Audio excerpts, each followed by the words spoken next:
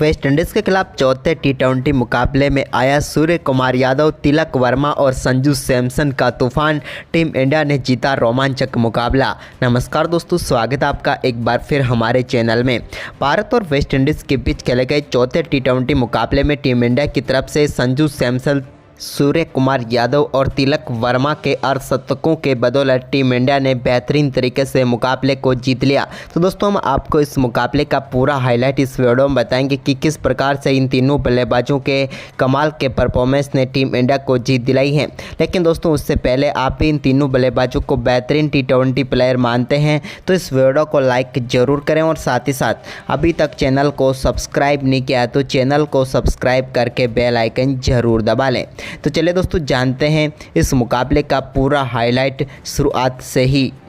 तो दोस्तों, इस मुकाबले में सिक्का उछाला रोमेन पावेल ने और गिरा भी उन्हीं के पक्ष में। टॉस जीतकर रोमेन पावेल ने पहले बल्लेबाजी का फैसला किया। वेस्ट इंडीज़ की तरफ से पारी की शुरुआत करने उतरे ब्रेंडन किंग तो उनके साथ कायल मायर्स थे। दोनों बल्लेबाजों ने पहले ओवर से ही शानदार शुरुआत कर दी, जब पहले ही ओवर में एक बेहतरीन कवर ड्राइव के जरिए तीसरी ही गेंद पर अर्शदीप सिंह के शानदार चौका ब्रेंडन किंग के बल्ले से देखने को मिला। इसके बाद दोस्तों, उन्होंने इसी ओवर की आखिरी गेंद पर भी एक और शानदार चौका जड़ दिया। इसके बाद भी इनका शानदार परफॉर्मेंस जारी रहा, जब पहला छक्का जड़ा शानदार बल्लेबाजी करते हुए कायल मायर्स ने और गेंद को बेहतरीन तरीके से तीसरे ओवर की पांचवी गेंद को बाउंड्री लाइन के पार भेजा। जबकि इसके बाद चौथा ओवर डालने आए यजवेंद्र चहल के ओवर में भी कमाल की बल्लेबाजी देखने को मिली कायल मायर्स के बल्ले से। दोनों बल्लेबाजों ने शुरुआती 4 ओवरों में शानदार परफॉर्मेंस करते हुए 35 रन बना लिए, जबकि 5वें ओवर में भी कमाल की बल्लेबाजी करते हुए इस ओवर में भी 12 रन बटोर लिए इन दोनों बल्लेबाजों ने। इसके बाद दोस्तों, यहां पर भारतीय गेंदबाजों को सफलता के इंतजार था, लेकिन पावर प्ले में तो ये भारतीय गेंदबाज कामयाब नहीं हुए और वेस्ट इंडीज़ ने पावर प्ले में शानदार परफॉर्मेंस करते हुए 59 रन बना लिए बगैर कोई विकेट गंवाए। वेस्ट इंडीज़ की शुरुआत काफ़ी शानदार हो चुकी थी, लेकिन इसके बाद दोस्तों यहां पर कमाल की बल्लेबाजी आगे भी इन दोनों बल्लेबाजों की जारी रही। लेकिन दोस्तों, ओपनर बल्लेबाजों के आउट होने के बाद इस टीम के लिए निकोलस पूरन ने भी एक बार फिर कमाल की बल्लेबाजी की।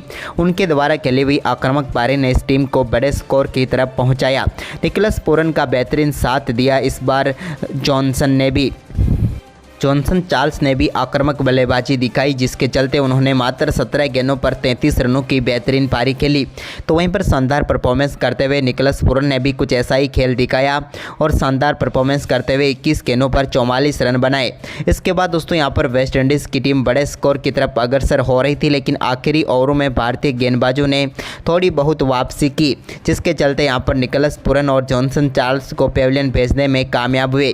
इसके बाद दोस्तों, सिमरन हेटमायर भी इस मुकाबले में ज़्यादा कुछ खास नहीं कर पाए और एक बार फिर निराश होकर ही पेविलियन लौटे। मुकेश कुमार ने उनको पेविलियन भेजा, जबकि दोस्तों रोमेन पावेल ने अंत में आकर एक बार फिर कमाल की बल्लेबाजी की। एक समय लग रहा था कि 170 से 175 रनों के बीच वेस्ट इंडीज़ की पारी समाप्त हो जाएगी, लेकिन रोमेन पावेल के अंत में खेली हुई 17 गेंदों पर 43 रनों की पारी ने इस मुकाबले को पलट कर रख दिया और भारतीय टीम के सामने विशाल स्कोर खड़ा करने में कामयाब हुई वेस्ट इंडीज़ की टीम। वेस्ट इंडीज़ की टीम ने शानदार परफॉर्मेंस करते हुए निर्धारित 20 ओवर में 194 रनों का विशाल स्कोर खड़ा किया भारतीय टीम के सामने।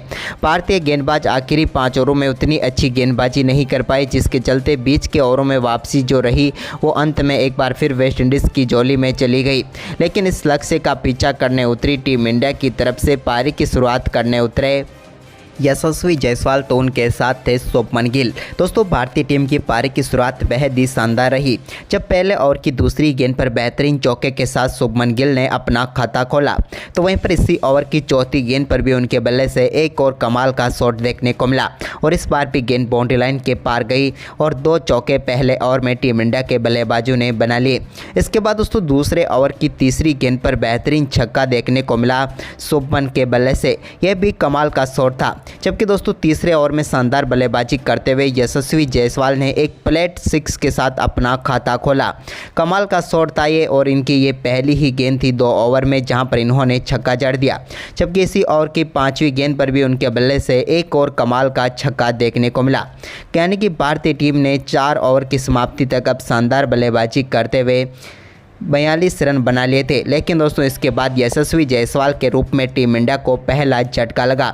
2 छक्के व 1 चौका लगाने के बाद यशस्वी जायसवाल पेविलियन लौटे, तो इसके बाद उनकी जगह पर बल्लेबाजी करने उतरे सूर्य कुमार यादव। तो सूर्या ने आते ही एक बेहतरीन चौके के साथ अपनी पारी का आगाज किया। उन्होंने भी कमाल का फ्लिक शॉट खेला और गेंद को 1 बाउंस 4 रनों के लिए भेज दिया। इसके बाद दोस्तों यहां पर बारी थी सूर्या और शुभमन के बीच एक अच्छी पार्टनरशिप की, लेकिन एक बार फिर ऐसा नहीं हो सका क्योंकि शुभमन गिल एक और बड़ा शॉट खेलना चाहते थे, लेकिन वो अपना केस थमा बैठे और भारतीय टीम को 52 रनों के स्कोर पर पावर प्ले की आखिरी गेंद पर दूसरा झटका भी लग गया। लेकिन इसके बाद यहां पर शुभमन के आउट होने के बाद क्रीज पर उतरे तिलक वर्मा ने सूर्या के साथ मिलकर टीम के स्कोर को तेजी से आगे बढ़ाना शुरू किया। इस दौरान उन्होंने आते ही एक अपर कट के साथ शानदार चौका लगाकर अपनी पारी का बेहतरीन आगाज किया। तो इसके बाद उनके बल्ले से एक कमाल का कवर ड्राइव भी देखने को मिला। भारतीय टीम का स्कोर 8 ओवर की समाप्ति के बाद अब पहुंच चुका था 72 रनों के पार। लेकिन इसके बाद दोस्तों सूर्या ने कमाल की बल्लेबाजी करते हुए एक स्ट्रेट शॉट खेला जो कि सीधे साइड स्क्रीन पर जाकर टकराया और एक बेहतरीन छक्का उनके बल्ले से देखने को मिला। ये तो कमाल का शॉट था। सूर्य कुमार यादव अब 17 गेंदों पर 35 रनों पर पहुंच चुके थे, लेकिन तभी तिलक ने भी कमाल की बल्लेबाजी करते हुए एक शानदार छक्का बैकवर्ड स्क्वायर लेग के ऊपर से लगाया। कमाल की बल्लेबाजी करते हुए उन्होंने गेंद को 6 रनों के लिए भेज दिया।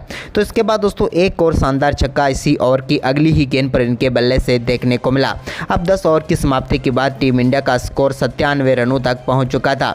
इन बल्लेबाजों की आक्रामक बल्लेबाजी और दोनों के बीच हुई बेहतरीन 50 रनों की पार्टनरशिप ने अब भारतीय टीम को इस मुकाबले में फेवरेट बना दिया था। वहीं पर इसके बाद दोस्तों सूर्य कुमार यादव ने एक कट शॉट के जरिए गेंद को थर्ड मैन बाउंड्री लाइन के पार भेजा और एक और शानदार चौका लगाया। वहीं पर तिलक वर्मा जो कि अब 35 रनों पर पहुंच चुके थे, लेकिन उन्होंने 13वें ओवर की पहली गेंद पर एक शानदार चौका जड़ दिया। इसके बाद इसकी अगली ही गेंद पर कमाल का शॉट खेलते हुए गेंद को 6 रनों के लिए बाउंड्री लाइन के पार भेज दिया। जबकि दोस्तों इसी ओवर की तीसरी गेंद पर भी उनके बल्ले से एक और कमाल का छक्का देखने को मिला और इस छक्के के साथ ही वो अब अपने अर्धशतक तक पहुंच चुके थे। कमाल की बल्लेबाजी रही इनकी और एक और बेहतरीन अर्धशतक इनके बल्ले से देखने को मिला।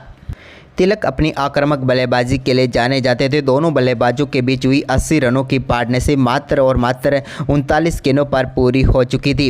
लेकिन दोनों बल्लेबाजों की शानदार पार्टनरशिप के बाद एक और बड़ा शॉट तिलक वर्मा खेलना चाहते थे, लेकिन भारतीय टीम को तीसरा झटका तिलक के रूप में लगा। तिलक कमाल की बल्लेबाजी करते हुए 51 रनों की पारी खेलकर आउट हुए। भारतीय टीम अब 125 रनों पर अपने 3 विकेट गंवा चुकी थी। लेकिन इसके बाद क्रीज पर उतरे संजू सैमसन तो आज कुछ अलग ही रूप में थे। उन्होंने आते ही मिड ऑफ के ऊपर से शानदार छक्का जड़ा, तो इसी बीच सूर्या के बल्ले से भी एक कमाल का छक्का देखने को मिला। सूर्या भी अब धीरे धीरे अपने अर्धशतक के बिल्कुल करीब पहुंच चुके थे और उन्होंने कमाल का शॉट खेलते हुए एक बार फिर गेंद को 6 रनों के लिए बाउंड्री लाइन के पार भेज दिया। ये तो कमाल का छक्का था और छक्के के साथ ही वो 49 रनों पर पहुँच चुके थे। तभी दोस्तों संजू सैमसन ने भी एक बैकवर्ड पॉइंट की तरफ शानदार चौका जड़ दिया। इसके बाद यहां पर सूर्य कुमार यादव ने अपना फेवरेट शॉट खेलते हुए गेंद को सीधे बाउंड्री लाइन के पार भेजा और इस स्कूप शॉट के साथ ही उन्होंने कमाल की बल्लेबाजी करते हुए अपना अर्धशतक पूरा कर लिया। सूर्य के इस अर्धशतक के साथ ही टीम इंडिया का स्कोर अब 150 रनों की तरफ पहुंच चुका था। तभी दोस्तों संजू सैमसन ने अपने बल्ले का रंग दिखाया और 16वें ओवर में कमाल की बल्लेबाजी करते हुए पहली गेंद पर स्ट्रेट शॉट खेला और गेंद को सीधे स्टैंड में डिपॉजिट किया। तो वहीं पर इसी ओवर की दूसरी गेंद पर भी उनके बल्ले से एक और शानदार छक्का देखने को मिला। यह भी कमाल का शॉट था जहां पर उन्होंने गेंद को सीधे बाउंड्री लाइन के पार 90 मीटर के लिए छक्के के लिए स्टैंड में डिपॉजिट कर दिया। तो वहीं पर इसके बाद उनके बल्ले से एक कट शॉट के जरिए बेहतरीन चौका थर्ड मैन की तरफ भी देखने को मिला। संजू ने इस ओवर में टोटल 18 रन बटोरे। तो वहीं पर इसके बाद सूर्या ने भी अगले ओवर में एक फ्लिक शॉट के जरिए गेंद को 6 रनों के लिए बैकवर्ड स्क्वायर लेग की तरफ भेज दिया। यह भी उनके बल्ले से निकला हुआ कमाल का छक्का था। तो वहीं पर इसके बाद संजू सैमसन ने 18वें ओवर में भी एक शानदार चौका लगाया। इस बार उन्होंने बल्ले को कैप की तरफ मोड़ा, मुँह खोला और 4 रनों के लिए भेज दिया। इसके बाद एक स्वीप शॉट के जरिए उन्होंने गेंद को सीधे बाउंड्री लाइन के पार भेज दिया और एक बेहतरीन छक्का लगा दिया। इसके बाद तो सूर्या के साथ उनकी 50 रनों की पार्टनरशिप भी पूरी हो चुकी थी। तो साथ ही उनके बल्ले से लगातार चौके व छक्के जारी रहे। इसके बाद दोस्तों भारतीय टीम को आखिरी 2 ओवर में जीत के लिए सिर्फ 12 रनों की ही जरूरत थी, जबकि संजू सैमसन को अपना अर्धशतक पूरा करने के लिए 10 रनों की जरूरत थी और स्ट्राइक पर संजू सैमसन ही थे, जहां पर उन्होंने पहली ही गेंद पर स्टेप डाउन करते हुए एक बेहतरीन छक्का जड़ दिया। इस कमाल के छक्के के साथ अब वो पहुंच चुके थे 46 रनों पर। इसके बाद दोस्तों यहां पर उन्हें सिर्फ 4 रन ही चाहिए थे अर्धशतक के लिए, जबकि भारतीय टीम को जीत के लिए 6 रन। लेकिन इसी बीच शानदार चौका जड़कर संजू सैमसन ने टीम इंडिया के लिए एक और शानदार अर्धशतक पूरा कर लिया। इनकी कमाल की बल्लेबाजी रही। इसके बाद दोस्तों यहां पर सूर्या ने 2 रन लेकर टीम इंडिया को जीत दिला दी इस मुकाबले में, और इन दोनों बल्लेबाजों की कमाल की बल्लेबाजी के साथ तिलक वर्मा के बेहतरीन अर्धशतक ने टीम इंडिया को बेहतरीन जीत दिला दी। तो दोस्तों टीम इंडिया की जीत आपको कैसी लगी और कैसी लगी इन दोनों बल्लेबाजों की शानदार बल्लेबाजी, आप हमें अपनी राय कमेंट बॉक्स में ज़रूर दें और इस वीडियो को ज़्यादा से ज़्यादा शेयर ज़रूर करें। धन्यवाद दोस्तों।